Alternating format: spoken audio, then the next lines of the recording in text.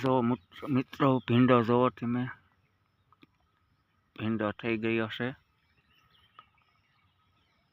આખી વાડીમાં ભીંડો તલખર કર્યો છે. જો લાઈક કરી નાખજો આ વાડીઓના વિડીયા જોવા માટે. જો ભીંડાની શીંગો થઈ ગઈ છે.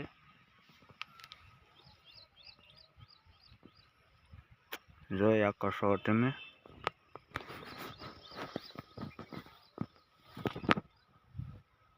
બધે પડે એવું થઈ ગયું છે.